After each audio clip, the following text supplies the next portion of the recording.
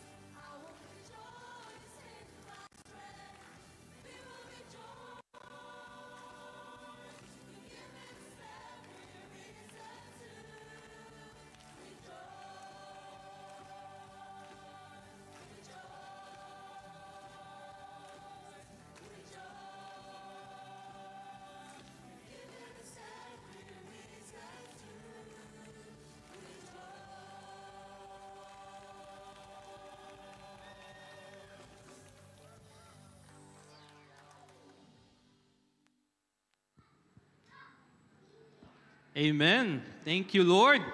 Good morning, church. Good morning po. Good morning po sa bawat isa.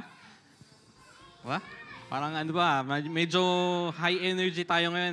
Medyo marami tayong mga kapatid na umagang-umaga pa lang, malalaki na yung mata. Malalaki yung ngiti sa ating mga labi. Again, welcome po. And thank you, Lord, for another morning. And thank you, Lord, for another Saturday. Tingnan mo nga naman, ano? August na po. August na. And because of that, we have a new preaching theme series for the month of August, which is Make Disciples. Ayan po. Nakikita niyo po sa screen. And again, this is in line pa rin po sa ating 2024's preaching theme series, which is My Testimony is for God's Glory. Welcome po ulit sa bawat isa at nandito po sa ating hall today, and nais din po nating batiin ang ating mga kapatid na manonood at nanonood sa ating mga online platforms. Magandang araw po, isang mapagpalang umaga. Sabi nga sa Cebuano, sino po ang taga Cebu dito? Meron po ba? Wala. Ano pong good morning sa mga taga Cebu? Maayong buntag daw po. Naimbag nga bigat sa mga Ilocano. May mga Ilocano na ating mga kapatid. Sila Brother Dan. Sa mga Hiligaynon, maayong aga. Sa mga Kapampangan, mayap aabak. Sa mga Bicolano, maray nga aga. Sorry, may Bicolano po ba dito?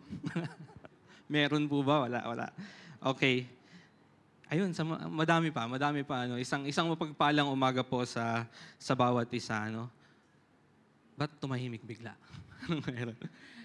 Pakisabi nga po sa katabi niyo po, I'm blessed today because you are here.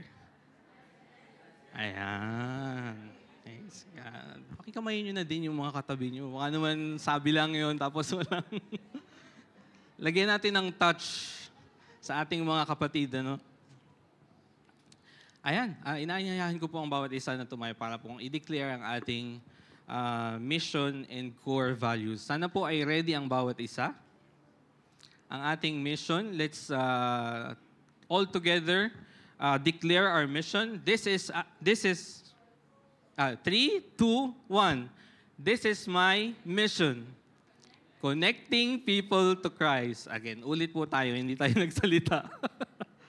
Okay po. Sabay-sabay po, In 3, 2, 1. This is my mission, connecting people to Christ. Okay, and these are my core values. Number 1, glorifying God in everything I do. Ambassadorship in everywhere I go. Number 3, connecting hearts to everyone I meet. And number 4, inspiring people to live for Christ's glory. Ayan, praise God po. Tayo po ay manatiling nakatayo to open our service in prayer po. Tayo po ay yumuko. Ipikit ang ating mga mata. Let's feel the presence of our Lord. Hallelujah, Father God. Ama naming nasa langit, aming amang banal, aming Diyos na matuwid. Lord, Ikaw na hindi nagbabago. Ikaw na walang simula at wakas.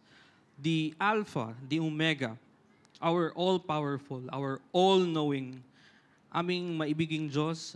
Father, we thank you for another morning in our life.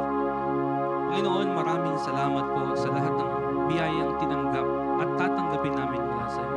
Tunay ngang ikaw lamang ay sapat na sa amin, sa aming pang-araw-araw na buhay. Ama, bago po kami lumapit sa iyo, nais po namin humingi ng kapatawaran sa aming mga kasalanan, sa mga gawa, sa mga salita, o iniisip namin na hindi kalugod-lugod sa iyong paningin. Lord, pakalinisin mo po kami. Panginoon, muli buksan mo po ang aming puso at isip upang maging handa kaming makinig at tumanggap sa iyong mga salita sa umagang ito. Lord, muli, ang pagtitipong ito ay aming laan para sa iyo. Naway magdalang galak sa iyo, Panginoon, ang himig, ang awit ng aming papuri at pagsamba. Panginoon, idinadalangin po namin ang mga taong gagamitin mo, Lord, sa aming gawain, sa harap at likod ng aming programa. Mula sa aming ushering, technical team, multimedia, praise and worship team. Lord, kayo nga po ang gumabay sa iyong mga manggagawa. Grant them your wisdom, lend them your knowledge, give them your strength as they work tirelessly for your glory. bless them, Father, ng iyong mapagpalang kamay. Ama, hayaan mo pong maibahagi nila ang kanilang oras, talento, at buhay upang maghandog ng mataas na papuri sa iyo. Na mas matimbang ang kasiyahan ng kanilang puso kaysa pagal ng katawan dahil ang gawaing ito ay para sa nag-iisa at tunay na Diyos. Ama, padaluin mo po ang iyong walang hanggang biyaya sa buhay ng aming mga kapatid. Lord, sa aming pastor, Pastor Darren, Panginoon, na gagamitin mo ang mansahero ngayong araw, ikaw nga po, Ama, ang manguna sa kanya. Let your words be heard with boldness, with power, aming Panginoon. Use him mightily, Father, so that through your words we can be corrected if we erred and live the life, walk the path that you desired for us. Father, we pray for your anointing sa aming pastor. Direct him, Father. Be with him. Patuloy mo pong higitan kung ano man po ang hiling ng kanyang puso. And dalangin namin, Ama, ang pag-iingat sa aming pastor. Lord, also we want to pray for our brethren sa aming Panginoon that's not here, aming Panginoon. Sa mga kapatid namin, hindi namin kasama sa mga sandaling ito, aming Ama, Panginoon, batid naming hindi kayang limitahan ng distansya, ng oras, ng pagkilos mo. Kayo nga po ang kumatagpo sa aming mga kapatid. Lord, dalangin po namin na kayo po ang umayos at maglatag ng daan upang muli ay makasama namin sila sa aming mga pagtitipon. Na sama-sama kami, Panginoon, at sabay-sabay kami sasamba sa Espiritu at katotohanan. Panginoon, ulit-ulitin man namin ang aming pasasalamat. Hindi namin kayang tumbasan ng iyong kabutihan. Tunay ngang ikaw ay dakila, ikaw ay tapat, ikaw ay banal naming Diyos. Patuloy ka naming pupurihin, patuloy ka naming sasambahin, dadakilain. Salamat, Panginoon, sa iyong pag-ibig, sa iyong biyaya, sa iyong awa, sa iyong grasya, at sa pangako ng walang hanggang buhay. Ang pangalan mo lamang ang maitaas, mailuwalhati, at parangalan. Ito ang sama-sama namin, samo at dalangin sa makapangyarihang pangalan ng iyong anak na si Jesus. Amen. Ayan po, ating sabay-sabay na basahin ang ating Bible verse for today. That's coming from Psalms 150, verse 6. Sabay-sabay po tayo in 3, 2, 1. Let everything that has breath praise the Lord. Amen.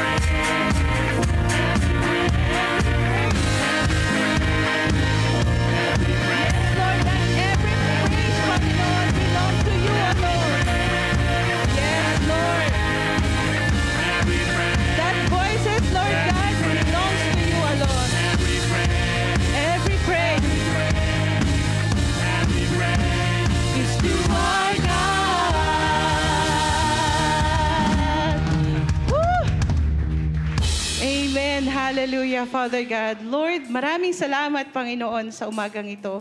Salamat, Panginoon, dahil tunay nga po, Panginoon, na you gather your people together, Panginoon, to experience you, to worship you, Lord God, to give you thanks, Lord God.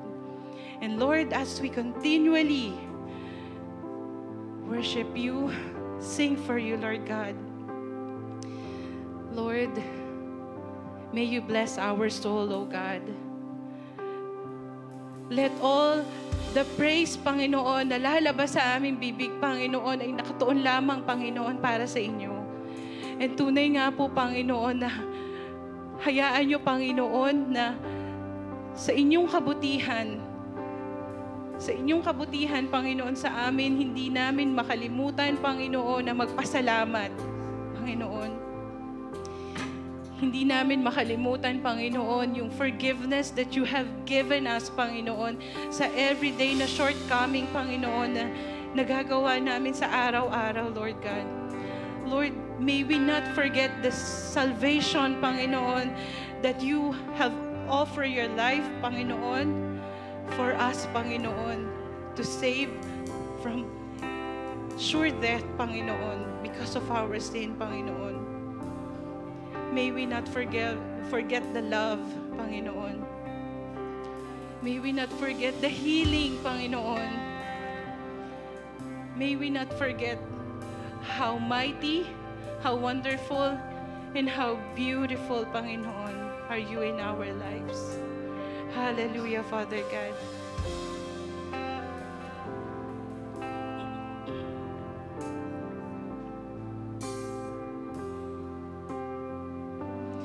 Bless the Lord, oh my soul, oh my soul, worship His holy name. Sing like never before, oh my soul, I worship your holy name. The sun comes up. The sun comes up. It's a new day dawning.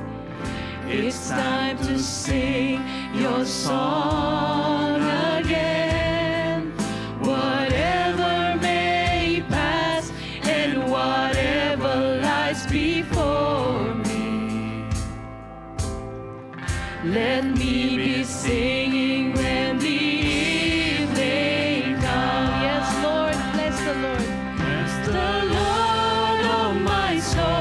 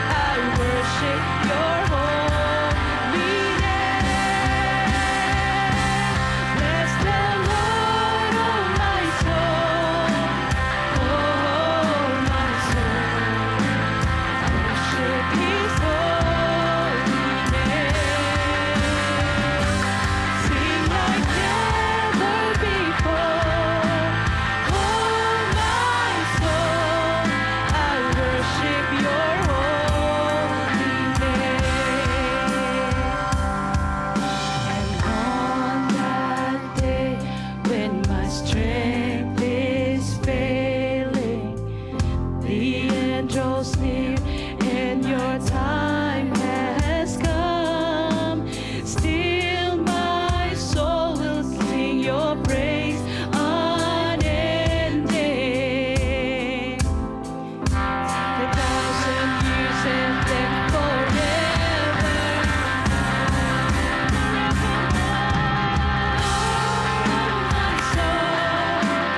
Oh, my soul, worship Him.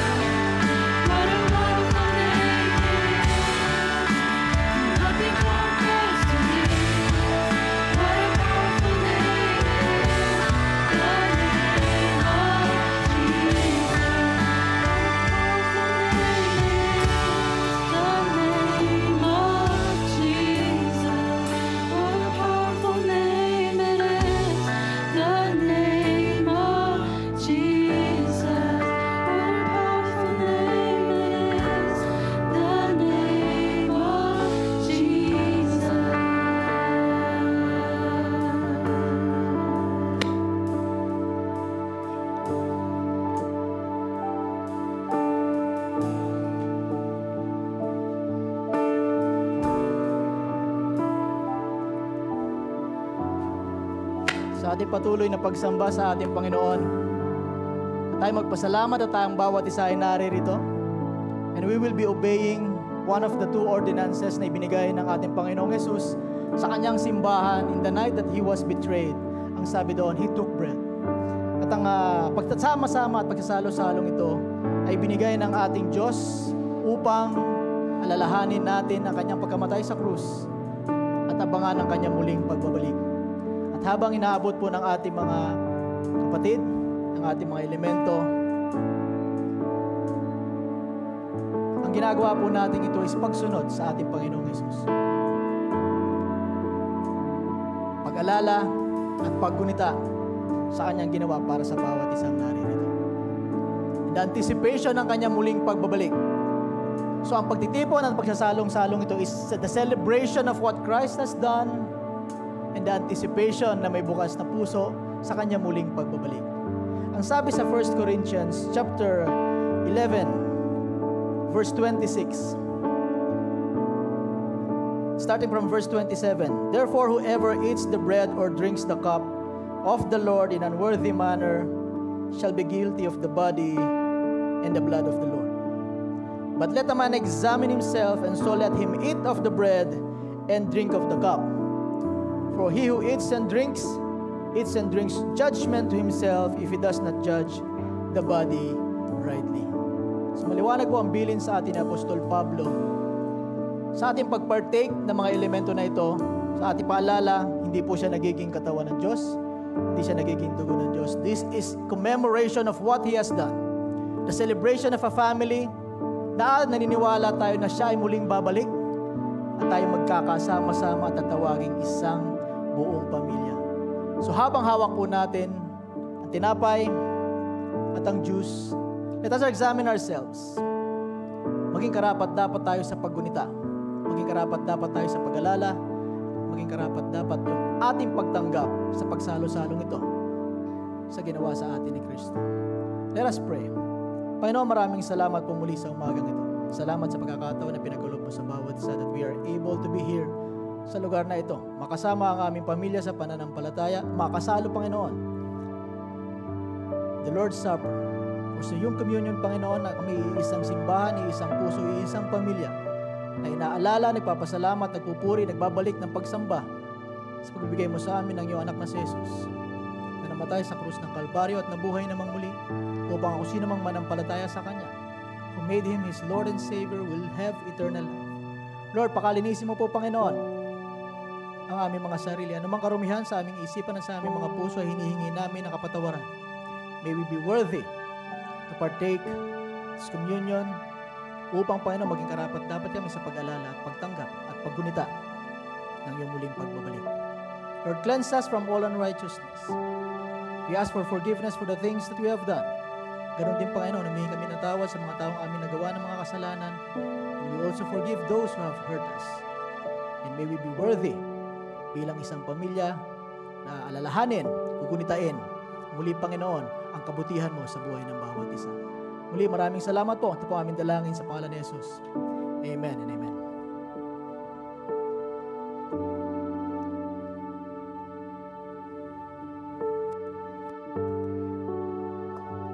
In verse 24, it says, and when he had given thanks, he broke it and said, this is my body, which is for you.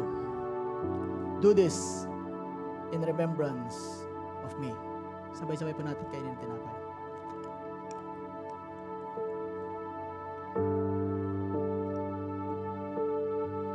In verse 25, in the same way, after supper, he took the cup, saying, this cup is the new covenant in my blood. Do this whenever you drink it in remembrance of me. For whenever you eat this bread and drink this cup, you proclaim the Lord's death until He comes. Sabay-sabay po natin inumin ng Diyos. Let us pray. Muli, salamat, Panginoon. Kami ay nagse-celebrate bilang isang pamilya at patuloy na magpapasalamat, patuloy na ibabalik, Panginoon, ang dakilang pagsamba sa aming patuloy na pag-awit, sa aming patuloy na pag-aaral, at patuloy na pagbibigay ng aming buhay para sa inyo. Muli, maraming salamat po aming Diyos. Ito po ang aming dalangin sa pangalan ni Jesus. Amen and amen.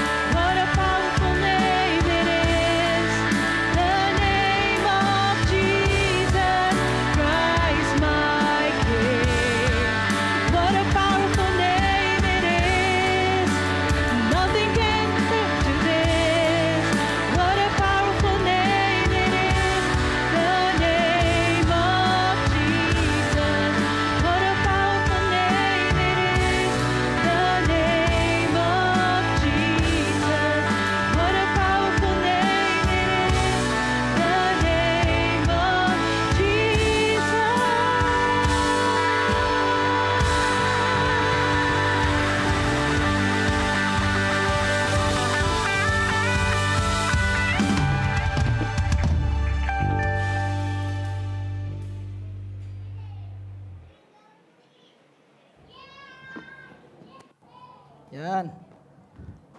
Habang nagsesettle down ang ating mga kabataan, ito lang ako sa gilid. Muli palakpakan po natin ating Diyos na buhay. Parang wala energy. Muli palakpakan po natin ating Diyos na buhay. Salamat sa Panginoon, buwan na ng Agosto, ikawalong buwan ng taon. Konti na lang ay Pasko lagi inaabangan, no? Konti na lang Pasko na. Una-una, salamat sa Panginoon sa buhay ng bawat isa. Tingnan nyo nga ang inyong katabi at sabihin, salamat sa Panginoon, you are here. Ang inyong presensya is enough for us na magpasalamat sa ating Panginoon. Bakit? Bigyan tayo ng pagkakataong magising. Tama? Bigyan tayo ng pagkakataong makasama ang mga beautiful faces. Tingnan nyo nga kung maganda o gwapo yung inyong mga katabi.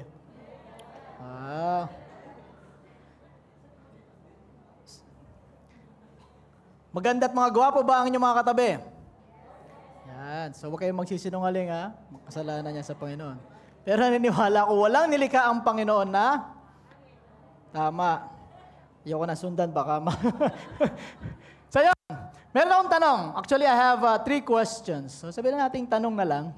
As we move on sa ating pag-aaral ngayong buwan, it's a different team, bagong pag-aaralan. But the first question I have for you is, anong tawag niyo sa taong marunong mag-drive? Galing. Palapakan natin ang bawat isa. Sa pangalawang tanong, anong tawag niyo sa taong marunong kumanta? Ang galing talaga. Balik tayo sa singer. Yan. Yan. Ang marunong mag-drive ay? Ang marunong kumanta ay? So, ang marunong mag-bake? Wow, ang gagaling talaga. Would you agree with me kung sasabihin ko na this one?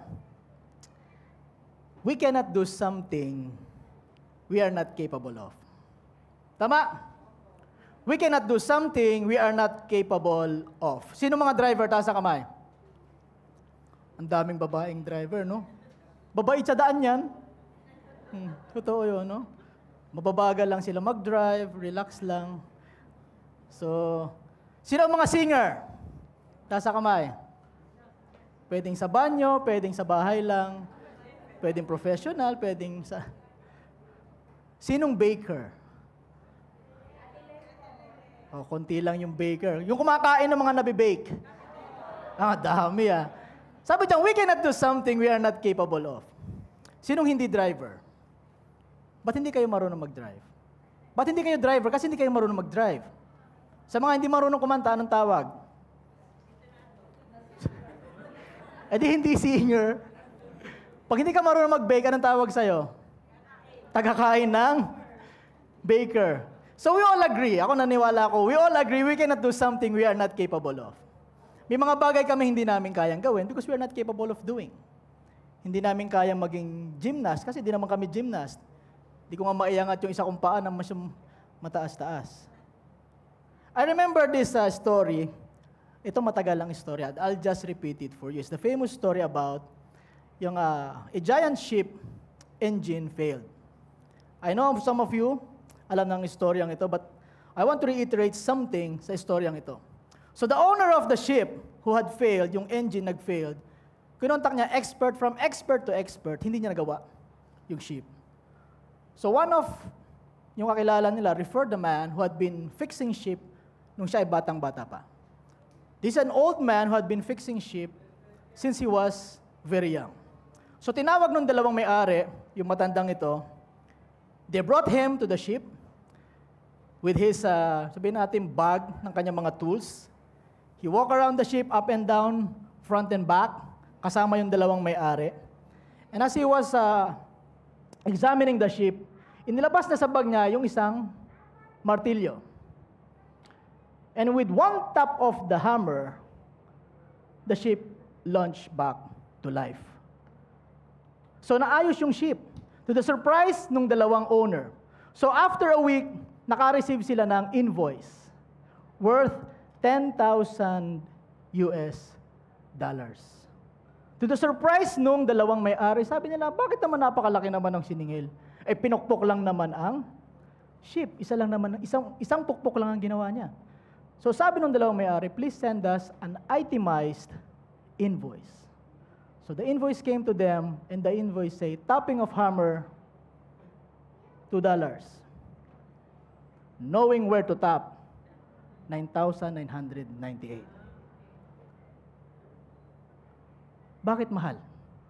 Because he knows what he is doing. Other expert doesn't know. Ano binayaran sa kanya? Is it the tapping of the hammer? No.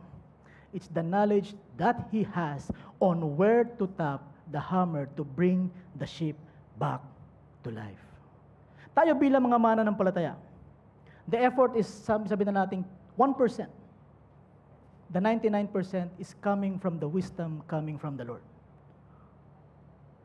Minsan nga wala tayong effort. All the effort is given to us by the Lord.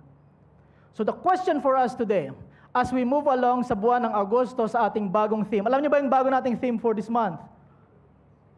It's make disciples.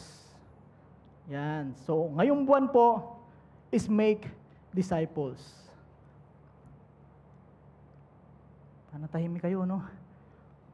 Parang make disciples. Pastor, ano ba yung make disciples? Sino rito ang disciples? Taas sa kamay.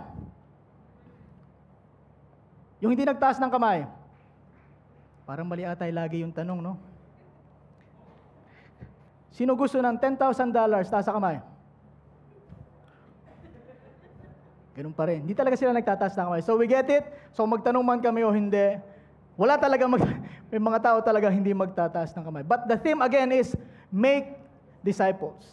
For the next 5 weeks, 5 linggo tayo ngayong Agosto, I believe.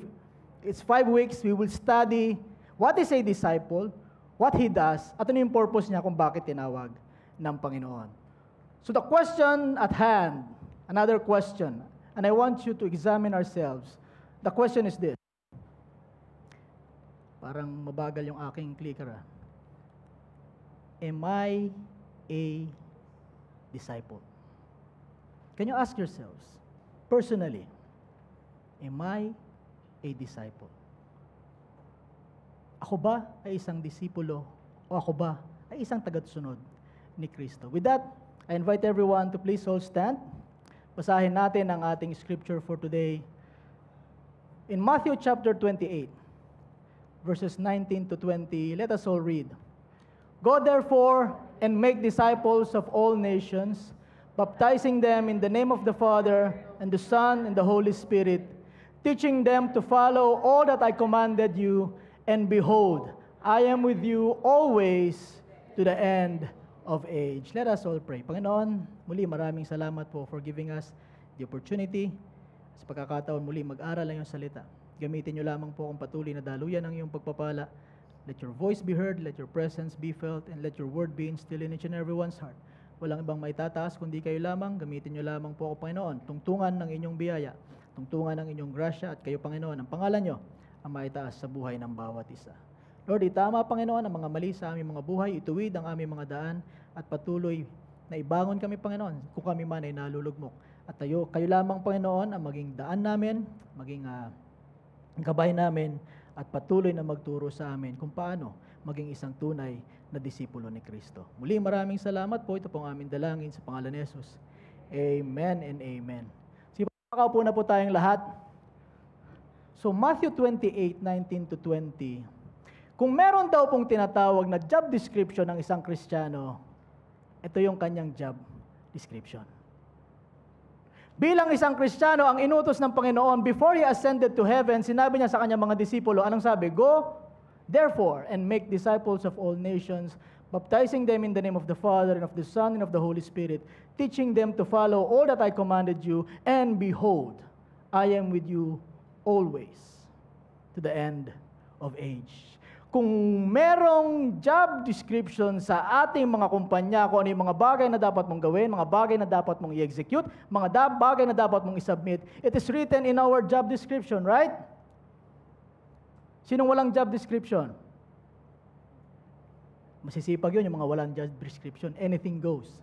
Pero ang sabi bilang isang mga mananampalataya, Matthew 28:19-20, which was given by Christ Himself to the 11 disciples during that time, is the job description not just of the 11 disciples, but everyone who believed in the Lord Jesus Christ. So naniwala po ba kayo na ito ang job description ng bawat isa? Sinong ayaw? Yan. So walang ayaw. Yung pala dapat mga tanong, mga negative question para hindi magtataas ng kamay. Before we discuss yung ating job description, let us define first a disciple. Ano ba ang isang disipulo? In the Bible, disciple is called mathetes. Ano yung mathetes? Yan. Disciple means mathetes, follower of one's precepts and instructions, or follower of one's instruction, or literally a pupil. Estudyante. Tama? Sinong teacher? Nakabakasyon yung mga teachers natin, right? So hindi lahat tayo teacher, sabihin natin yung mga magulang natin, naging teacher natin. But not all of us are teachers, but would you agree with me that all of us are students? Sa ating buhay, tayong lahat ay naging isang estudyante. At patuloy tayo nagiging estudyante kasi patuloy tayong nag-aaral. Tama? Kung ano man natin pinag-aaralan, may it be sa iyong trabaho, sa iyong expansion o pagka-improve ng iyong career, maging sa church. As we study yung ETS, we are called students or pupil. Even yung mga nagtuturo sa atin, mga preachers natin, ating mga pastor, they're still pupil. They're still students. We still continue to study. So, alam natin yung disciple, the mathetes, is the literally a follower of someone's precepts or instruction, or literally a student or a pupil. The question at hand again is, what is making disciple? Making disciple is, helping someone to progressively learn the Word of God to become a matured, growing disciple. Tingnan nyo nga yung mga katabi. Tingnan nyo lang. Yan. Ayun yung sila ba, o hanapin nyo sa kongregasyong ito, yung taong tumulong sa'yo to progressively learn the Word of God, to become a matured, growing disciple. Kung wala man na ngayon dito, nasa Pilipinas na o nasa ibang bansa, think of that someone na tumulong sa'yo to help you to become that disciple that God wants you to be. Naisip nyo ba? The question again is, kayo ba, nagagawa nyo ba yung bagay na ginawa nila para sa'yo? Of making a disciple. So making disciples is somehow a learner or a true Christ follower. Remember, Jesus Christ ang nagsasalita sa mga oras nito. Kaya niya sinasabi to the 11 disciples. So, yung ibig sabihin, make someone who will follow me. Yun ang literal na sinasabi ni Jesus Christ. So, pag sinabing following Christ, it means Christ follower. Sinusunod ba natin si Kristo? Yan. Sinong sumusuway kay Jesus Christ? Oh, ang bait talaga. Palakpakan natin ang ating Panginoon. Walang sumusuway sa ating Panginoong Jesus. So lahat tayo ay Christ follower. We will study. Pag-aaralan natin, we will examine ourselves, yung ating mga personal na buhay. Am I really a disciple? So as we continue, nasabi natin kanina, we cannot do something we are not capable of. If we are not a disciple, we cannot make disciples. Right? So we have to be a disciple for us to follow the command, make disciple. So ang tanong ulit kanina is, what is a disciple? It takes one to be one. Bago ka makakreate ng disciple, the one, sinasabi nating teacher-pupil relationship, dapat yung teacher mo is also Christ follower. Kasi kung hindi siya Christ follower, baka iba ang tinuturo sa'yo. So what is a disciple? And how do you identify a disciple? Yan ang pag-aaralan natin ngayon. What is a disciple? how to identify a disciple. Bibigyan ko kayo ng acronym, the ABCD of a disciple. Yan. So para hindi nyo makalimutan, the ABCD of a disciple, letter A. What is letter A? Wala palang mic dito. No? Mamaya pa pala yung ETS. Sorry. Practice lang. ABCD of a disciple. A means agape or love one another. Yan, sulat nyo. Hindi po yan lalabas dyan. Hindi, mabagal lang. Agape, love one another. Agape means unconditionally love one another. The ABCD of a disciple, ang nag-define nito ay yung salita ng Panginoon. It comes from the word of Jesus Christ Himself. Jesus Christ defined a disciple, and the first definition or sa first characteristic ng isang disipulo is the one who love another. So ang sabi po dyan in John chapter 13 verse 35, by this all people will know that you are my disciples if you have love for one another. Ulitin po natin in John chapter 13 verse 35. By this all people will know that you are my disciples if you have love for one another. Sino kausap niya? Disciples. So malalaman daw ng mga tao kung sino ang tunay na disipulo ni Kristo if we love one another. Tingnan mo yung katabi mo ulit. Yan bang katabi mo, mahal mo? Parang hindi. Mahal mo ba yung katabi mo? In Galatians chapter 6 verse 10, wala po dyan sa slide, if you can write it on your notebook, sa mga nagsusulat sa kanilang mga notebook. Masisipag yan, mga nagsusulat sa kanilang mga notebook, ang naglalagay sa kanilang mga phone, sa kanilang mga notes. In Galatians chapter 6 verse 10, let us do good unto all men, especially unto them who are of the household of faith. Ulitin ko po. In Galatians chapter 6 verse 10, kung wala kayong mga notebook na sulatan, kung hindi kayo naglalagay ng notes sa inyong mga notebook, kung meron kayong mga Bible, highlight it in your Bible. Let us do good unto all men, sa lahat daw po ng tao, especially unto them who are the household of faith. Kaya mahalaga merong isang pamilya o isang simbahan.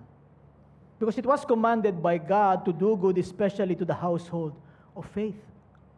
So dapat ang bawat isang naririto, if we want to be identified as disciples o tagasunod ni Kristo, we have to have that unconditional love with one another. And I'm very thankful for the church. Nakita natin kung paano tayo tumulong sa ating mga kapatiran, especially within the family of our church. So letter B, believe in Jesus Christ. For sure, kung hindi ka naniniwala kay Jesus Christ, how would you be called a disciple of Jesus Christ? In John chapter 8 verse 31, so Jesus was saying to those Jews who had believed Him, if you continue in my word, then you are truly my disciples. Jesus Christ is defining what a disciple is. So Jesus was saying to those Jews who, believed in Him, if you continue in my word, then you are truly my disciples. Kung tayo daw ay naniniwala kay Kristo bilang ating Diyos tagapagligtas, we will follow the word of Christ. Amen? Letter C. Yan. Called by Jesus Christ. In John chapter 15, verse 16, you did not choose me, but I chose you and appointed you that you would go and bear fruit, and that your fruit would remain. Kanino sinabi ni Jesus Christ? To the 12 disciples. He said it to the disciples that I did not choose you. You did not choose me, but I chose you. But those disciples followed Jesus Christ on their own will. Right? Sunod sila. And appointed you that you would bear fruit. Pinag-aralan natin kanina na ang fruit na sinasabi dito is the continuous holiness characteristic ng bawat isa. So that this appointed by Jesus Christ to bear the holiness, to bear Christ-likeness, and that fruit, that holiness, that characteristics of being Christ-like would remain. So malalaman daw po natin kung tinawag ang isang mananampalataya ni Kristo kung nakikita natin ang pagiging Kristo sa kanyang buhay. Letter A, agape one another, believe in Jesus Christ, by Jesus Christ, and the hardest part, pagiging isang Kristiyano ay ano? Pakibasa. Deny own self. Mahirap, hindi mahirap? Bakit mahirap? Marami tayong gusto, right? Marami tayong gusto. For example, naghanda si kapatid. Ang handa niya, vegetable salad. Saka lechong kawali. Bawal ka ng lechong kawali. Anong kakainin mo? O, di ba? How did you deny yourself? Example pa lang, lechong kawali na pinili mo, wala pa nga sa harapan natin yung lechong kawali, di ba? Wala pa sa ating harapan yung physical things, and yet we are choosing the things that we should not be choosing. So the hardest part of being a disciple is denying own self. Napakasimple pa lang ng aking binigay na example. What more, kung ang pagpipilian mo is right and the true right. Deny ourselves. Yes, sinabi ni Kristo in Matthew chapter 18, verse 24, then Jesus said to kanino ulit? His disciples, if anyone wants to come after me, he must deny himself and take up his cross and follow me. The ABCD of a disciple is defined by Jesus Christ himself, discussed by Jesus Christ to his disciples whom he has chosen to bear fruit, and that fruit would remain. Agape one another, unconditionally love one another. Mahirap? Mahirap-hirap na, di ba? It's unconditionally love one another. Para kung nagtampo ka kay kapatid. Nagtampo ka kay kapatid, may handaan kayo. Hindi mo inabutan ng plato kasi nagtatampo ka. How would you show unconditional love? Believe in Jesus Christ, called by Jesus Christ, and deny own self. Ano yung pinakamahirap? Okay, nagsabi niya na, totoo, it's hard. Bakit? Kasi may tanong na laging, paano naman ako? Yeah, it's true. We always ask God, Lord, paano naman ako? Paano yung gusto ko? Ito na lang yung nagpapasaya sa akin. Paano yung mga bagay na pinapangarap ko? How could I deny the things that makes me happy? Right? That is why denying own self is the hardest part of being a disciple kasi laging may tanong, paano naman ako? Lord, ako na to eh. Ganito na talaga ako. Remember the month. Ano yung theme last month? Ano ibig sabihin ng go? Moving from one place to another, or for moving from one state to another level of your statutes. Right? The question, paano naman ako, is remaining to that same place. Because Christ himself said, if you want to be my disciple, deny yourself. Hindi magbibigay ng utos ang Panginoon ng walang kasamang assurance, walang kasamang pangako, at walang kasamang provision. Tama? Kaya hindi mo dapat tinatanong, paano naman ako? As the disciples were told, ang sabi ni Jesus Christ, all authority in heaven and on earth was given to me, go therefore. There is a promise na Diyos ang kasama mo. And at the end of verse, nung ating binasa kanina, di ba? And behold, I am with you to the very end of age. So the question ng paano naman ako is not knowing who you are following. To do something and you said to the Lord, paano naman ako? You do not know who Jesus Christ is. you do not know what the Bible tells you to do. Because apag ang Panginoon nagsabi sa atin ng mga bagay na ating gagawin, kasama ang pangako, kasama ang assurance that He will be with us and He will provide for us until when? To the very end of age. So denying ourselves, it's just like continuation ng theme natin last month. Ating theme, ang sabi doon, go when it is hard. Go when it seems impossible. Go even if you don't feel like.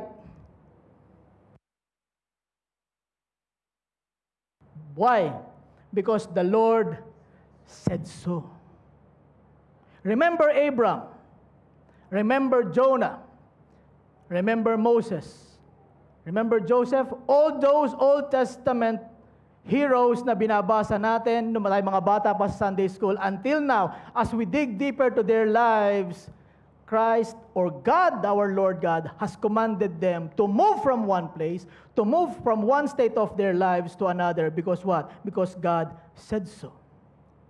And that commandment of go ay laging may kasamang pangako at laging may kasamang assurance that you and God will be with you wherever you go. What's the hardest part of being a disciple?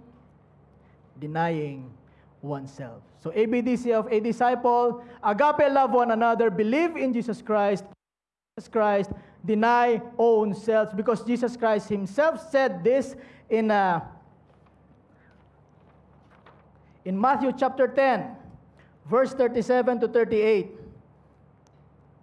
The one who loves father or mother more than me is not worthy of me. And the one who loves son or daughter more than me is not worthy of me. And the one who does not take his cross and follow me is not worthy of me.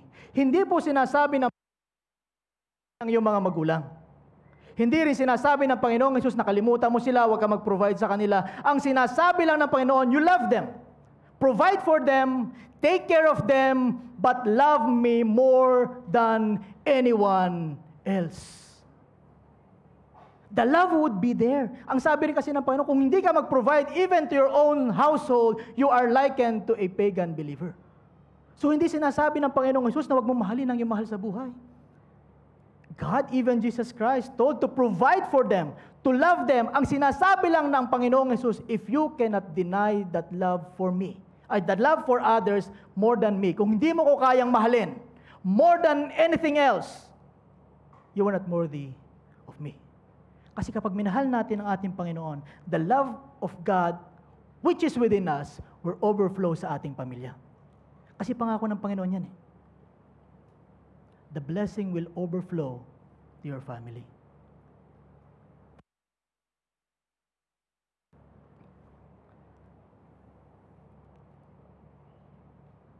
Tahimik kayo, no? Why? Akala kasi natin madali lang maging disipulo ni Kristo. Right? We thought it's easy to become disciples of Christ. Go to church every Saturday, do the thing, and become a disciple. Who you are is not who you are in the church.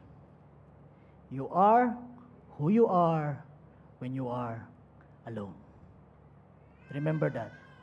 You are who you are when you are alone.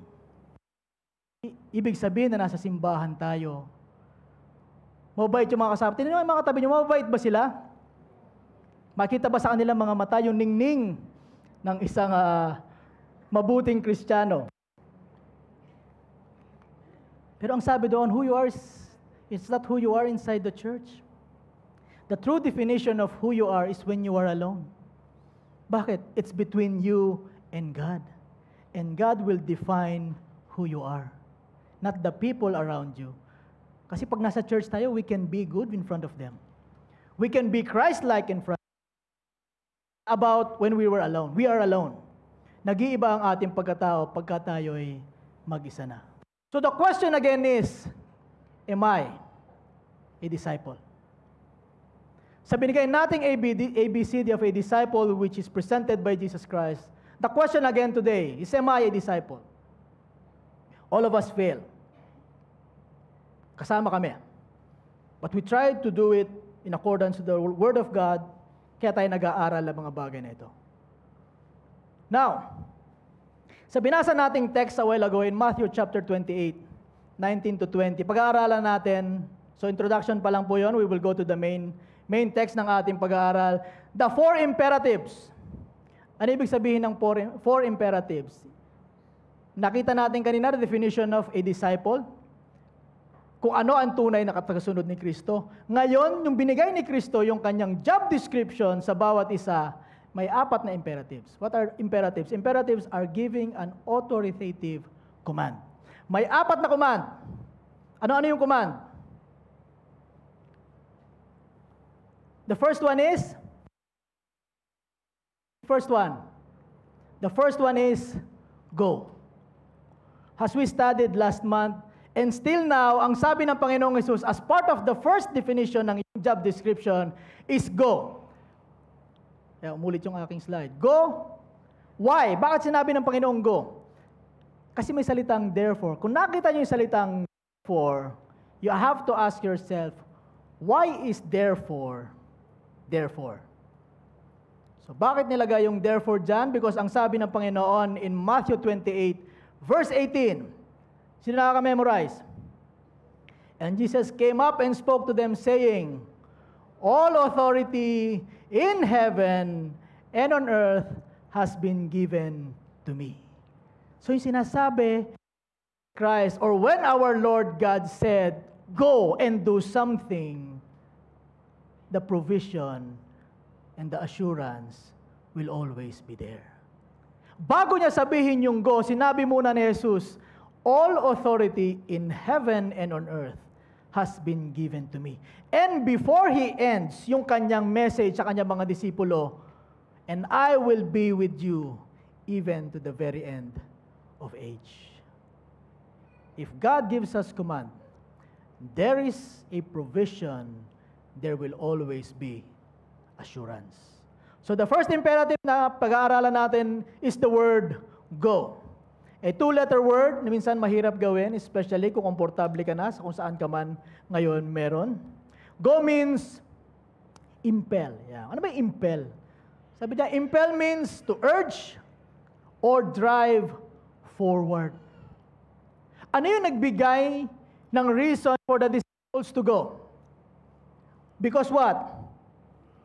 Because Jesus Christ gave them the assurance na lahat ng authority ay meron kay Kristo at kasama na si Kristo hanggang sa dulo ng mundo. Amen? Yan. Bakit kayo naririto ngayon? What makes you go to church? What makes you share yung pinag-aaralan natin sa inyong mga kaibigan, sa inyong mga mahal sa buhay? What makes you invite friends? Or even acquaintances? O kahit yung mga nakikita nyo lang sa panadirya. Sabay kayong bumiling pandesal at nasabi mo, kapatid, may church kami every Saturday. Join ka. What makes you to go? What makes you that driving force, sabihin natin driving feeling, na imbitahan sila, bahaginan sila, bigyan sila, pakitaan sila kung paano maging katulad ni Kristo. So, impelled. Impel means impelled to go. The first imperative is impelled to go. And the next one, make disciples. Yan. Disciples. Sabi natin kanina, it takes one to be one. Bago ka mag-make disciples, you have to be a disciple yourself. Inspire. Inspire. Kumbaga, ipakita mo sa sarili mo na ikaw ay isang tagasunod ni Kristo. Inspire means inspire others to be Christ-like. Inspire others to be Christ-like. Paul said in 1 Corinthians chapter 11 verse 1, be imitators of me, just as I also am of Christ. Kumbaga, it's a bold statement coming from Paul. Nasabihin niyang, sundan niyo ako. Gayahin niyo ako. Parang hindi ko kayang sabihin na gayahin niyo ako kasi marami rin ako mga bagay na hindi niyo dapat ginagaya, right? But Paul said, be imitators of me just as I also am of Christ. Because the Spirit has been filling Paul to be Christ-like. Kaya nasabi na, gayahin niyo ako. Because I am continually imitating Christ. Be an inspiration sa lahat ng ating nakakasama na ito pala ang mga tunay na mananampalataya. Amen? Next, baptizing. Yan. Sino ang baptize na? Taas ang kamay. Sayang, pupunta pa naman sana tayo sa pinakamagandang resort, Hindi, joke lang, baka may baka isulat nyo eh. Singilin nyo ako bigla. Baptize. Ano ba yung baptize? Baptizo. Baptizo means immerse. So paglubog o pagpapailalim sa tubig. Ang pinag-uusapan dito is the water baptism na sinasabi ni Kristo sa kanyang mga disipulo. Baptizing them in the name of what? Yan. So pinag-aralan natin sa ating ETS, in our theology, the God, the Father, God the Son, and God the Holy Spirit. Baptizing, immerse to obey. Because ito yung pangalawa sa sa instruction na binigay ng ating Panginoon. The ordinances given by God. Ano yung una? The Lord's Supper. And the next one is the baptism. I believe marami sa atin ang hindi pa nag-undergo ng water baptism for certain reason. Tama?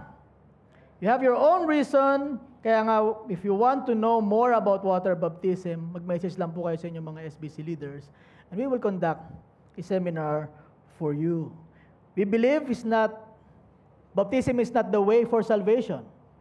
Hindi rin siya isa sa kaparaanan para ikaw ay maligtas. But we believe na ang baptism is a sign that you understand your salvation. Baptism is a sign that you understand your salvation. Remember when Jesus Christ was baptized? Ano una niyang ginawa? He started His ministry on earth. And baptism is a sign that you are ready to submit yourselves to follow Christ. Maliwanag po tayo doon. It is an indication and a declaration that I am a Christ disciple. The fourth imperative. Yan, teaching them to follow all that I commanded you, and behold, I am always to the very end of age. Sabi ko nga, yung mga teacher natin nasa Pilipinas, tatanungin ko sana sino yung mga teacher. Yung mga teacher natin, mahaba yung pasensya. Tama? Sinong mga magulang? Taas sa kamay. Sino ang nagtuturo sa kanilang mga anak? Mahaba ba yung pasensya nyo? Hindi.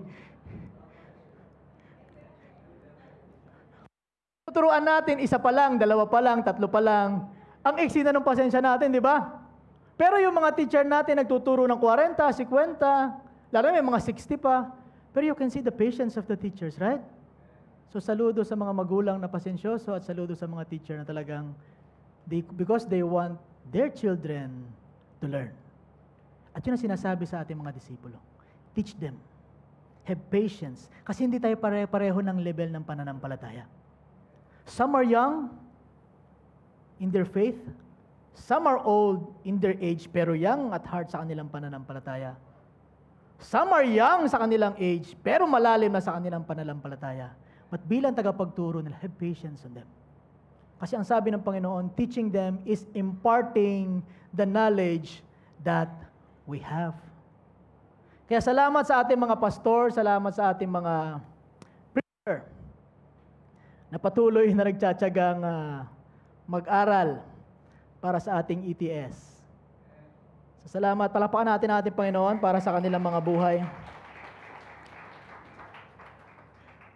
Yung mga tinuturo kasi nila, for example, yung ating mga nakaraang theology itself about God the Father, tinuturo yan sa seminary about 5 weeks, at least 40 minutes a day.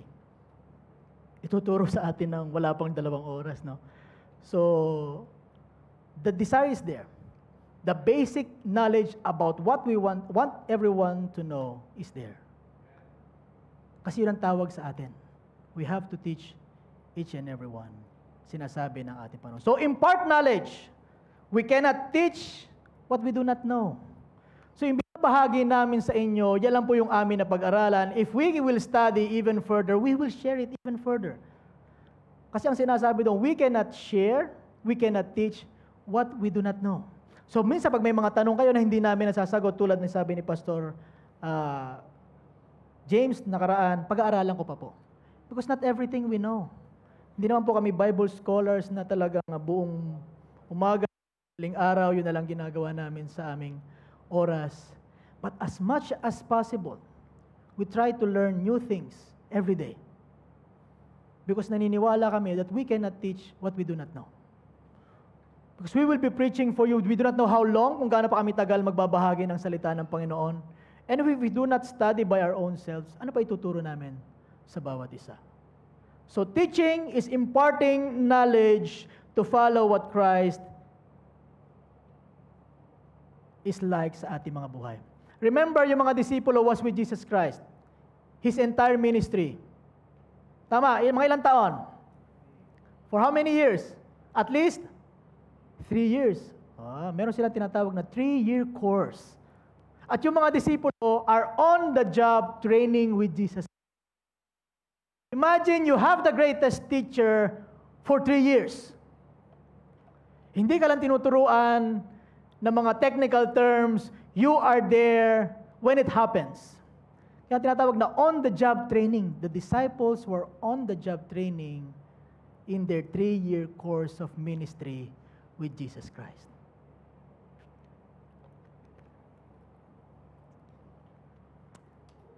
As we move along, the four imperatives, so yung 4 na command na binigay sa ating mga disipulo, ano yun?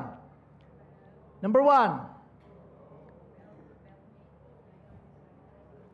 Yan, impel, inspire, immerse, and impart. Impel to what? Impel to go. We cannot share kung tayo ay nandun lamang sa isang lugar na wala namang nangyayari. When Jesus Christ told us to go, it means we have to move. Inspire others to be Christ-like. Kasama sa ating ano yan? Sa core values. Immerse to obey. Baptism is an obedience to God. Impart knowledge. So hindi matatapos ang ating pag-aaral, hindi matatapos ang ating pagkatuto hanggat tayo nabubuhay sa mundong ito. We will continue to study and we will continue to impart what we know. And those things are instruction to influence. You cannot influence someone kung hindi mo siya makakasama. You cannot inspire someone kung hindi mo rin siya. You cannot immerse them with the Word of God for them to obey kung hindi mo siya. And you cannot impart knowledge if you are not with them. Though online, nangyayari na yan. But what I'm saying is, the instruction of Jesus Christ for us to be disciples sa ating mga disipulo is to influence others of how to be Christ-like. Or else, the world will influence them how to be someone within the world. Maliwanag? Ministry. Sino nasa ministry? Sa kamay. Yung hindi magtaas ng nasa ministry. Sino nasa ministry? Taas ang kamay. Yan. I used to believe being part of a ministry in the church was the ultimate. Ulitin ko I used to believe that being part of any ministry in the church was the ultimate, the only, the final service to God. We were told, when I was young, be part of the ministry. Your ultimate, final, and only service to God. Hindi ko sinasabi mo kayo mag-join sa ministry Naalala niyo sabi ni Pastor James, bubuka na lang ang lupa, hindi pa kayo Nung sinabi ni Pastor James, marami nagsabi sa ating mga SBC na mag-join sila ng ministry. Hindi po kami nananakot na bubuka yung lupa. Joining a ministry is your personal decision. Pero ulitin ko, I was used Tinuruan kami when I was young, join a ministry. Why? Because your ultimate, final, and only service to God. It's wrong. Mahalaga ang ministry sa loob ng simbahan, especially during the service. Kasi we want to create an order for us, madala natin ang kongregasyon sa pagsamba at pakikinig salita ng Panginoon. Hindi ko sinasabing hindi mahalaga ang bawat isang narito. Nasa ministry are used by God to expand His kingdom either sa loob ng simbahan or via online. Naniniwala ba kayo doon? But ang ministry is not your final, your ultimate, and not your only service to God. Maliwanag po ba tayo doon, mga kapatid? Nakakalungkot nga eh. Sabi ko, when I was young, I was part of the church, and the leader is encouraging the congregation, us, mag-join kayo ng ministry. Gawin nyo lahat sa loob ng church, ng ministry. After that, you're covered. Do everything you want outside. Because that's your service to the Lord. Nakakalungkot. The goal of joining the ministry, because alam natin, akala natin, yun na yung final service natin to God. And everything that we do outside the church, anumang bagay, even if it's against the will of God, even if it's against the Word of God, we're covered because we're doing the ministry every week. We're singing, we're ushering, we're doing the multimedia, and we believe that we are covered and God will give us what we want.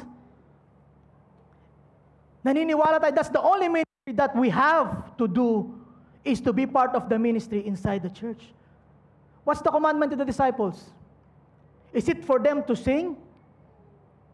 No. The first ministry that each and every one of us, kung saan mang ministry meron tayo ngayon, is to go make disciples, baptizing them in the name of the Father, and teaching them everything that God has commanded us to do. Singing, multimedia, preaching, ushering is second to the greatest commandment. Your ministry should not be greater than the Great Commission na binigay sa atin ng ating Panginoon. You sing because you want to share God. You do the multimedia because you want to share God. You usher everyone inside the church because you want to share God. You preach because you want to share the Lord Jesus Christ. And every ministry na meron pa is for you to tell them who Christ is. So you have to have that mindset that when you join the ministry, my goal is to share who Jesus Christ is. Whether it by singing, whether it by playing music, o kung ano pa man ang ginagawa natin. And us, mga preacher. It's not just us na darating kami every week just to share the Word of God, and that's it. The goal is always to let people know who Christ is and how can we be like Christ. The ministry was given to each and every one of us for one ultimate goal, to make disciples. Use that ministry to let people know who Christ is. Amen? Sabi nga, your demeanor should be synonymous to your doctrine. Your behavior should be the reflection of your Bible. Kung ano man ang pinapakita natin sa loob ng simbahan, sa loob ng ating ministry, should be synonymous sa ating pinapaniwalaan. And how we behave outside the church should be the reflection of our Bible. We have to avoid yung sasabihin sa atin, yan ba yung mga Kristiyano? Ganyan pala yun. Though they have, sabihin na natin yung mga tao sa labas, they have a different definition of what a Christian is, but we have to be careful on how to deal with them na wag mapulaan si Kristo sa ating mga buhay. There are moral standards na pinangahawakan ng sanlibutan. The moral standards is the same for all. Sabihin natin sa iba, hindi. But ang sinasabi doon, kung paano tayo sumusunod kay Kristo, it should not be just inside the ministry, should not be just inside the church, it should be shown outside. Maliwanag po tayo doon. Amen. Maraming magagaling sa ministry. Taas ang kamay yung magaling sa kanilang ministry. Nahiya. We have different gifts. May iba't ibang bigay ang Panginoon sa ating mga spiritual gifts for us to be used in a ministry. At salamat sa Panginoon, ang simbahang ito were given by God. Talented people. Not just talented people, dedicated people, humble people that serves the Lord. Bihira mo marinig magreklamo or sabihin na natin hindi nagre-reklamo. Right? Tapos mga managers pa yung iba. Tapos utusan lang ng empleyado, no? And yet hindi sila nagre-reklamo. Why? Because the ministry is not the one who commanded you. The ministry that you do is the one who is greater above all. And that is our Lord Jesus Christ. Now, the question again. Ating basahin. Am I a disciple? And as we close, sa ating pagtatapos ng ating mensahe ngayong umaga, balikan natin yung ating text, 2 verses, the Great Commission given to the disciples, given to us by the Lord Jesus Christ, the word go. Ano ibig sabihin ng go? Yan, impel. Pero sa mga disipulo at sa bawat isang narata atin, go means dedication and sacrifice. Bakit sinabing dedication and sacrifice? The disciples left everything. Think about it. The disciples left everything. Their work, yung mga bagay that they usually do, yung mga bagay na kanilang madalas ginagawa, even their own family, they left everything. It's a sacrifice. It's a dedication to obey. Iniwanan nila yung kanilang kinagisnan. Tama. Where did they go? Somewhere different. For what? To share who Jesus Christ is. Going is a dedication and a sacrifice. Because you're leaving something behind na madalas gusto mo, madalas comfort zone mo, at mahirap mong iwanan.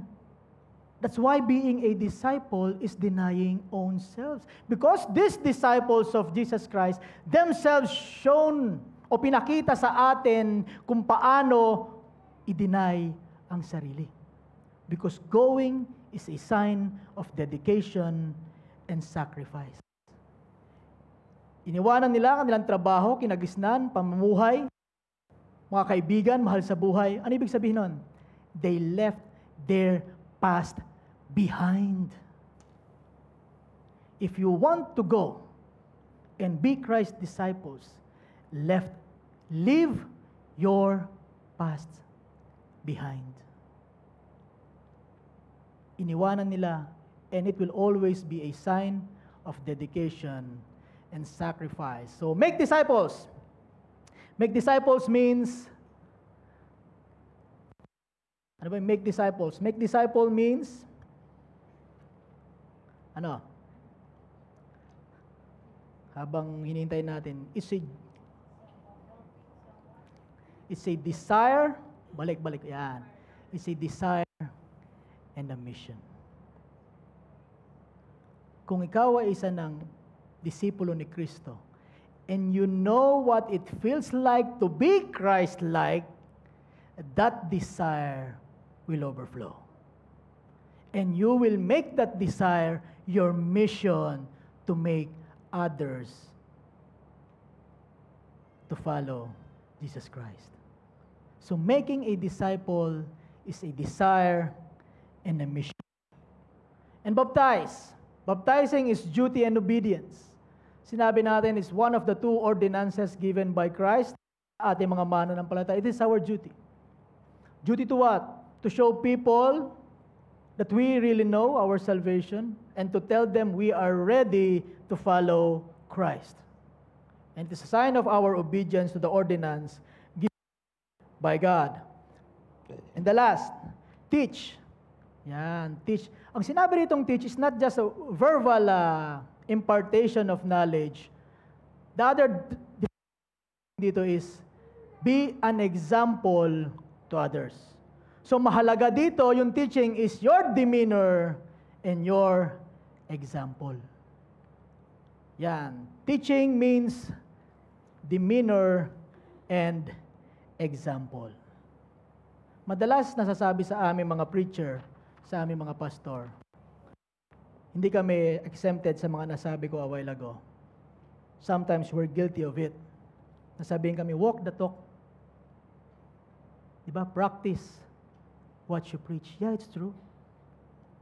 Kasi we are preaching something greater than everything. We are preaching someone who is greater than anyone. Madalas namin we are reminded of these things, walk the talk. Kasi madalas kami ang nagsasalita. Madalas kaming high blood dito sa harapan. Practice what you preach. It's hard for us even. Kasi kami yung madalas na naririnig ng bawat isa.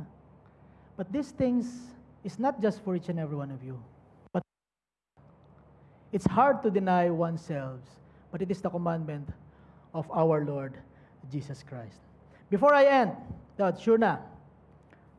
Do you remember, D muna, D as in disciples, anong isang D? Dedication and sacrifice. Desire and mission, duty and obedience, demeanor and example. Bilang isang disipulo, we have to have that dedication and sacrifice to leave something behind. Iwanan ang mga bagay na hindi ka nais-nais sa harapan ng Panginoon. Make it your desire and your mission to share who Christ is. Make it your duty and your obedience, not just to be baptized, but to be immersed in the Word of God for us to follow what He is telling us to do. And let your demeanor and let our example be a teacher to others. Now, before I end, sinong nakakaalam ng military secrecy? Sino nakakaalam? Walang dumaan ng CAT, ROTC. Ang sabi ng military secrecy, pakibasa nga po.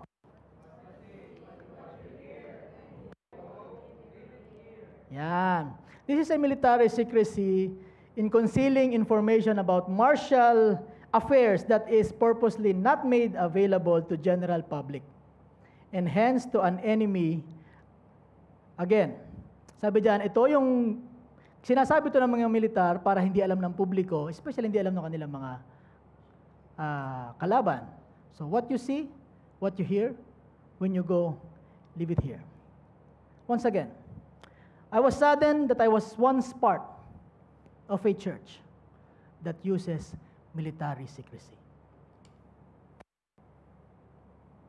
It's saddening. The leaders of the church will do something that is not pleasing in front of the Lord within the congregation, and these leaders will tell you what you see, what you hear when you go. Leave it here. Sa atin na lang.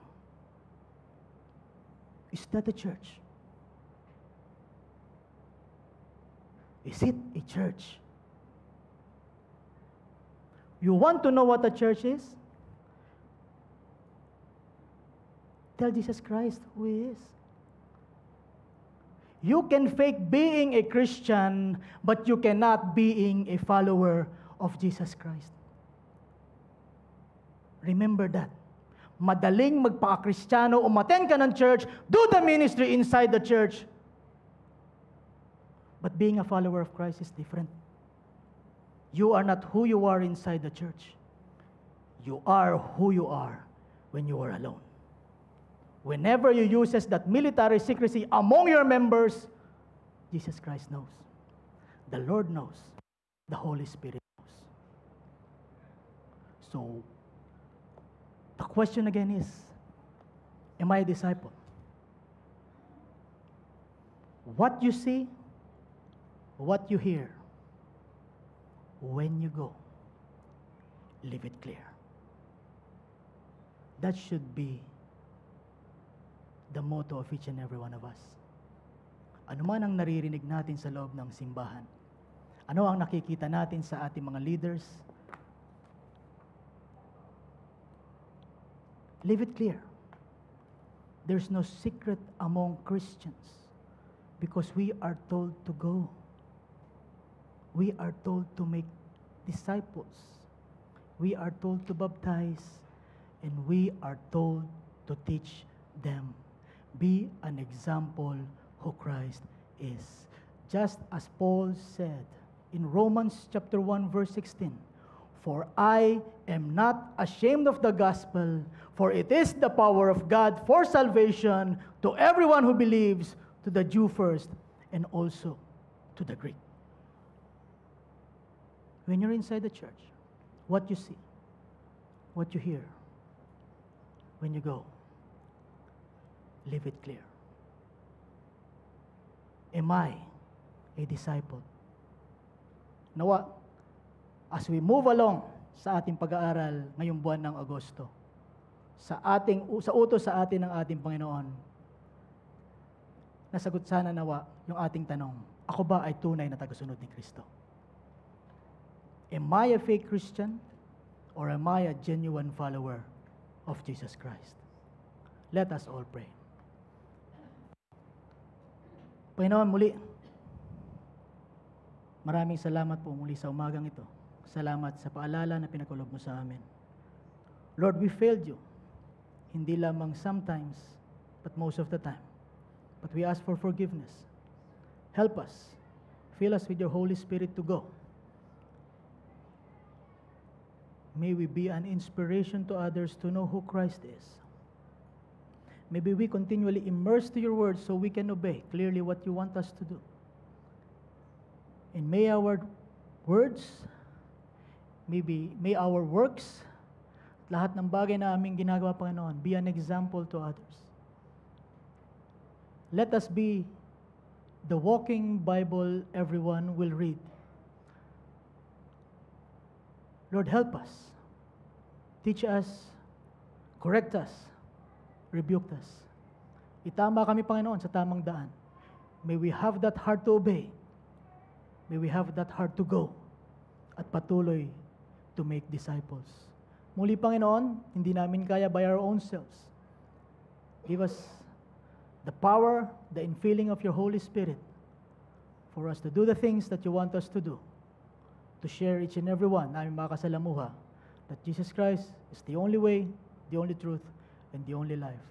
No one comes to the Father except through Him. Muli, maraming salamat po aming Diyos Ama. Ito po ang aming dalangin sa pangalan ni Jesus. Amen.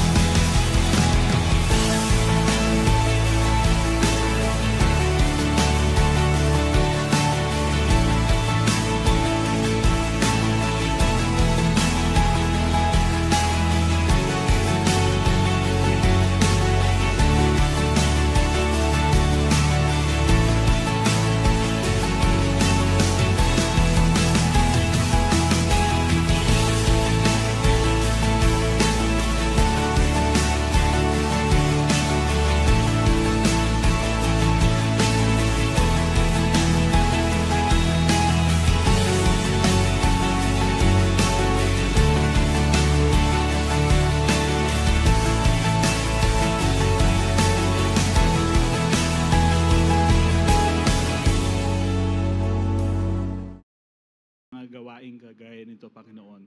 Dalangin po namin ang paglagong spiritual, Panginoon. Lord, anuman yung mga bagay, Panginoon, na pwedeng makahadlang sa patuloy niyang paglago, Panginoon, paglapit niya sa iyo, Panginoon.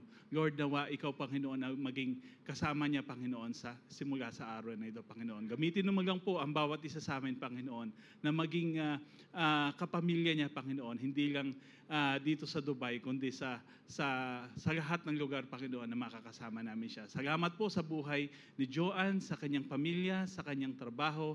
Patuloy mo siyang pagpalain, Panginoon, sa kanyang mga pangailangan sa buhay, Panginoon. Patuloy mong tuginin, Panginoon. Salamat sa time na ito na nakasama namin siya. Purihin ka, luwalhatiin ka. Ito po ang aming dalangin. In Jesus' mighty name, amen and amen. Welcome once again. May simple token kami for you. And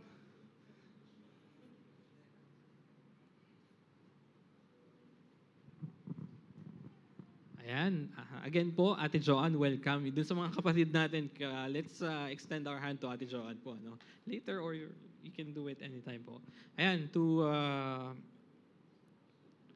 share our promise verse and closing in prayer benediction po, let's call again Pastor Darren.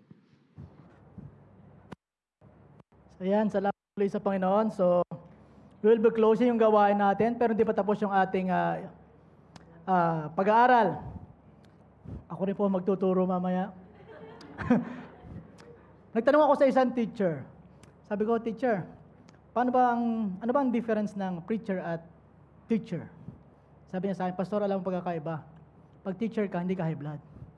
So mamaya, we will be, it's a different learning. And nawa, sama-sama tayong matuto at mag-aaral. Paalala, the message today is not just reminders sa bawat isa. It's a reminder for us as well. Bilang mga nagtuturo, we have to be that example. We fail. We all fail. At binibigyan tayo lagi ng pagkakataon ng Panginoon na makabangon at itamang muli yung ating mga bagay-bagay na namamalim. Ang kahalagahan doon, the conviction of the Holy Spirit to do what is right, even though we fail at times. So tayo pong lahat tumayo. Sama-sama tayo tuloy na humingi ng pagsama ng ating Panginoon. Kadaragdagang strength for the next ilang oras pa. 3 hours ng ating pagsasama-sama. More than 3 hours. Basahin natin ang ating promise verse nanggaling sa book of Matthew, chapter 16, verse 24. Sabay-sabay po natin basahin. Then Jesus said to His disciples, "If anyone wants to come after me, he must deny himself and take up his cross and follow me."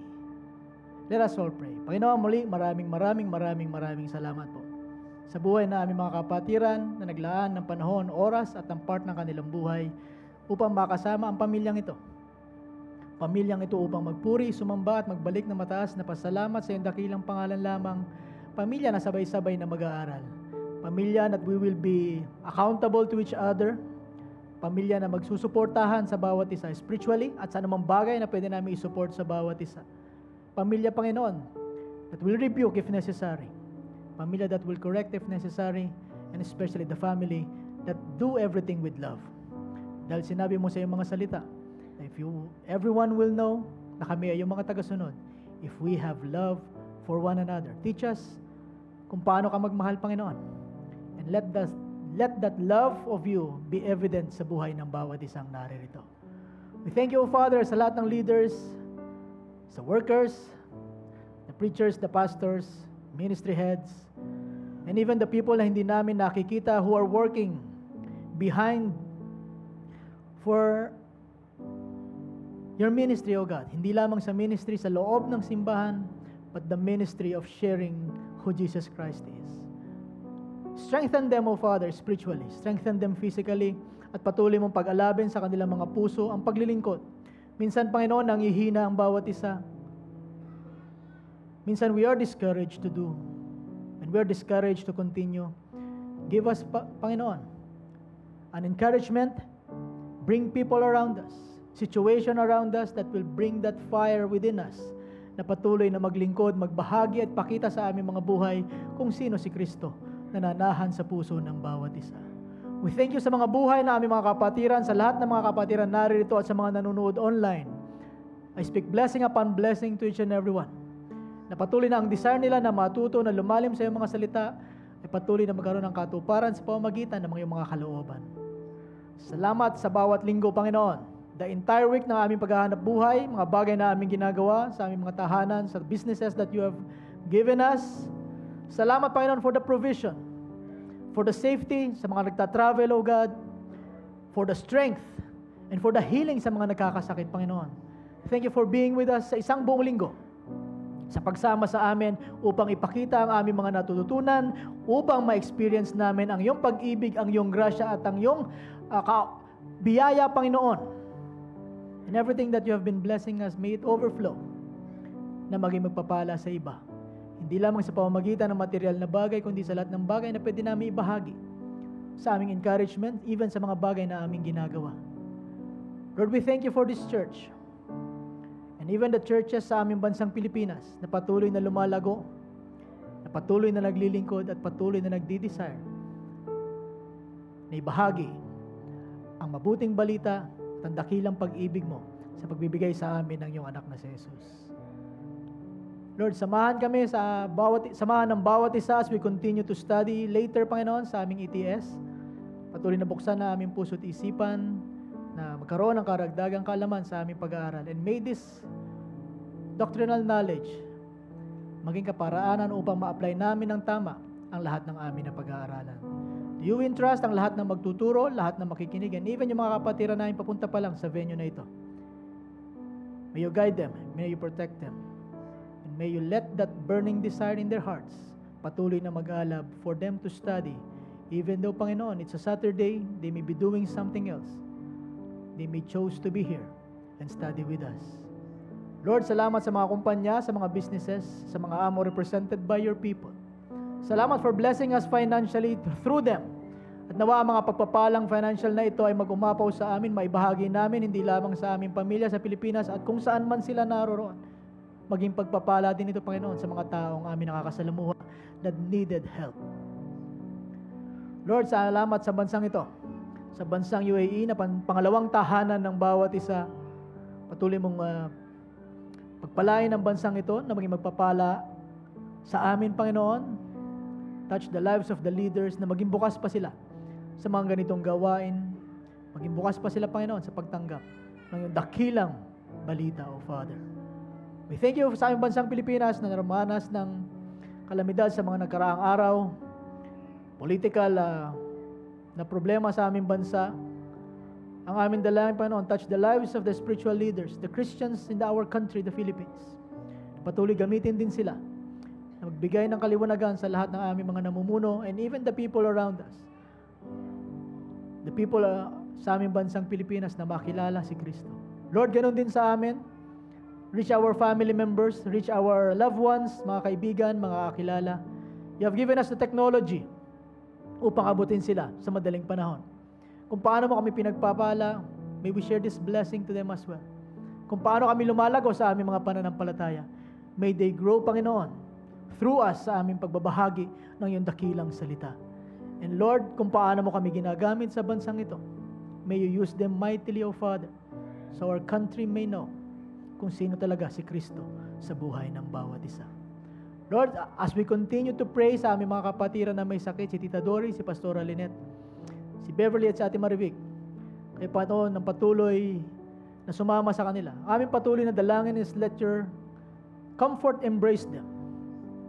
Let your healing mercy touch them. And let your love provide for them the necessary things that they need, especially the support of the family, hindi lamang ng kanilang immediate family, but the family of the church. May we continue to extend our blessings to them, hindi lamang sa mga material na bagay, the blessing of encouragement, the blessing of being a loved one to them. Lord, maraming salamat po as we continue to walk sa aming paglakad sa mga susunod na araw, sa aming natutunan, sa aming narinig, sa aming nabasa at sa aming naisulat.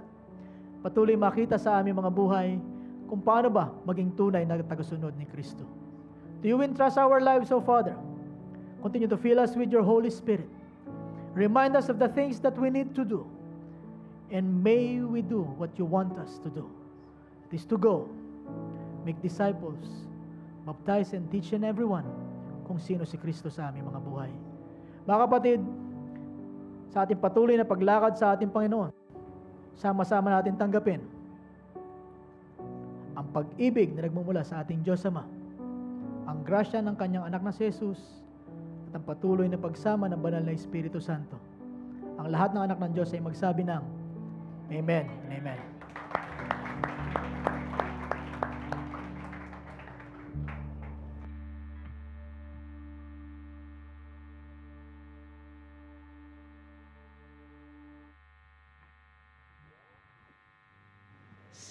Amen. Sige po, bago po tayo maghiwa-hiwalay, pwede po bang awitan natin uli ang Panginoon at minsan pang kamayan ang ating mga kapatid. Yan. Tayo po'y umawit sa Panginoon.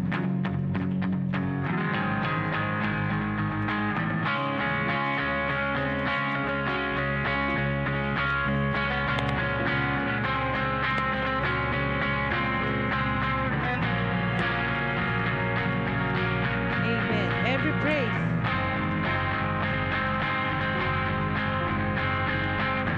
Every praise is to our God.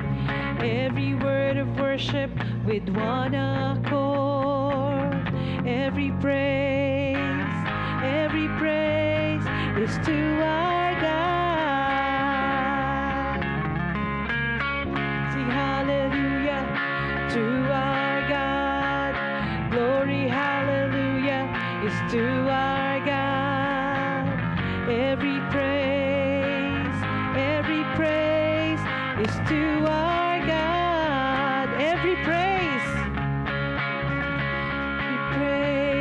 is to our God. Every word of worship with one accord. Every praise is to